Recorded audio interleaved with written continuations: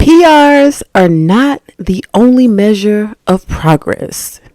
Yeah, you heard me right. Hey y'all, and welcome to the first episode of Miles and Mindset with OG.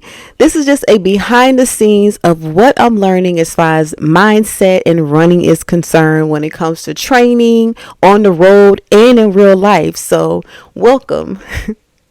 And if you know me, I know you're like, what? Not Miss PR or ER?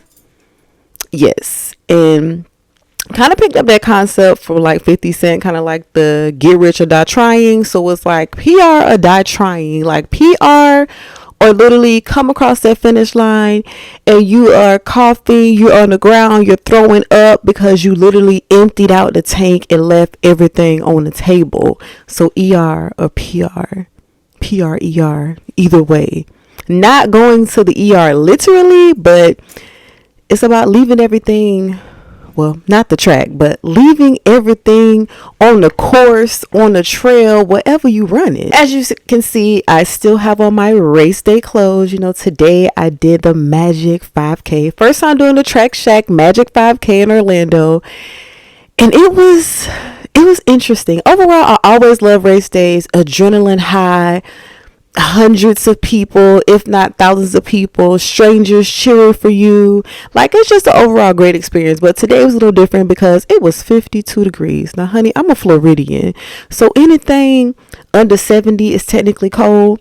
So we got there, you know, we met up as a group, we warmed up. After we warmed up and did some dynamic stretches, some track drills, your girl was feeling good. So I'm like, all right, let's do this. So of course, every time you race, the goal is to get faster. You're always like, did I do a PR? Did I do a PR? Did I do a PR? But today I got checked. So the other day, I'm just looking at, you know, all of my 5Ks and I'm just noticing patterns about myself. Because number one, let me tell you what most people won't tell you is that your splits are like a report card. If you know how to read your splits right, or if somebody knows how to read splits, it'll tell them everything about you, how you are as a runner based upon your splits. So my splits was given, she don't know what she doing. This bitch just giving it out. What the hell? Eagle running, especially for the first mile. So the first mile, I'm going out hot. I mean, first mile, 740, 750, long as I'm under 8. Then that second mile is like 820, 830. Third mile, I'm dying because I went out so hard, so I didn't leave anything left in the tank. Now, of course, naturally, when I see that finish line, I'm speeding it up, you know? But today, well, first of all, let's back up. I had an opportunity to talk to, you know, some guys I have a tremendous amount of respect for when it comes to the running space. And they like, OG, you need to come up with a different strategy. So number one, what I learned from that conversation is that sometimes you need to slow down in order to speed up. Stay with me. So basically, I needed to slow my miles down at the beginning, especially mile 1, so I could have some energy in the tank. So they're like, listen, we're not focusing on pace. We're going to focus on control for this race. So what you need to do is focus on getting those splits as close together as possible, because what that's going to signify is consistency. What that's going to signify is control. And I'm like, okay, let's do that. And I can honestly say mission accomplished. Today was the most controlled 5K that I ever ran. Did I PR today? No, I didn't.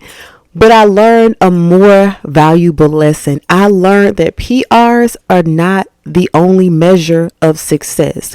And looking at my splits today, well, let me just tell y'all. So boom, mile 1 was 8:27. Now, initially, when I'm like 8:20, that's kind of slow. I can run faster than that, but it's not about that. It's about running controlled and finding that pace that you can hold consistently, like a threshold run, that comfortable, hard pace that you can hold. And I'm like, okay. So I programmed it in my Garmin watch. Mile 1, what to stay between 8:15, 8:20. But then, I'm not going to lie, I started my race out too hot yet again. Looked down at my watch, 7:10 pace. What the hell? I'm like, gotta slow down. So I'm like, all right, I'm backing it up some. Looked at my watch again, 7:47. I'm like, okay, I'm still going too high. I need to slow down. And my Garmin like, high. You're going too high. You're going too high. And I'm like, I'm trying to slow down. But then I feel like I'm just running too slow. So I'm like, oh. And then fighting that urge to want to pick the pace up at the beginning when you see people like zooming and you know that you can run faster. That was truly a humbling experience. I'm not going to lie. So mile 1 was 8:27. Mile 2 was 8:37, 8:36. So it was only like a 10 seconds off, which is amazing. My first mile and second mile have never been that close. And then from mile 2 to 3, I ran negative splits. So mile 2 was 8:37, 8:36, 8:37. Mile 3 was 8:20. Even though literally at 1.5, my legs was already feeling heavy, but because I reserved some of that energy, I was able to kick it up at the end. And when I tell y'all, I emptied the tank. Like, I saw the light going. I'm like, the finish line is right there. And let me tell you, another great part about today, it was the first time like I had a pacer. Oh my gosh, JR, Grit Running Orlando, that's my boy. He paced me the whole way. And I always commend people that can hold themselves back, knowing he's way faster than me, but can hold himself back and be able to run at my pace and keep me good. He's talking to me the whole time, encouraging me like, come on, pick it up. All right, we're running at this pace. All right, how you feeling? How's your heart rate? Make sure you breathing. Like, drop your shoulders down. I needed that. He like, you got this, just a mile. He like, what is a mile? I'm like, I am a mile is not hard, I can do this. And then at the end, I will never forget this. He like, go for it. He was like, go get it. And I'm like, all right, I'm going to get it. And I just like sprinted, honey. I left everything on the table, like on the course. I ran consistent. And I still left enough energy in the tank. So now I have a better strategy for running. So yes, Miss PR or ER. In 2026, we're not chasing PRs anymore. We're chasing consistency. We're chasing being more intentional even when it comes to the way we're running. Like, I know I have a vision for, eventually where I want to be at as far as my 5Ks are concerned. So I literally had to do an identity shift, because how does the woman that runs the times that you want to run, what does her day-to-day look like? How is her discipline? What is she eating? What is she drinking? You know what I'm saying? How is she recovering? How is she sleeping? How is she thinking? But most importantly, how is she training? So I just had to be honest with myself and like, are you moving intentionally with the woman that you claim you want to align yourself to be? And I had to make some changes. So now this is why my training has severely changed. I'm being super intentional with, I guess I don't really like this new term, but being a hybrid athlete. Now I am the epitome of a hybrid athlete. Like, I can sprint. I like running fast, mid distance. Definitely always a gym girly through and through. I'm in a gym 5 days a week. I cycle, and I just started swimming. So listen, I'm all for 2026. 2026. I'm definitely looking forward to what this journey is going to bring me this year. Now, this isn't your average run vlog or run diary or run journey, because this is the mindset behind it. Because what I determine, how you think when you run is how you're going to think when it comes to yourself in the world. When you're running a race, the difference between those who go hard and people that give up on themselves is the mindset. What are you telling yourself when you're running?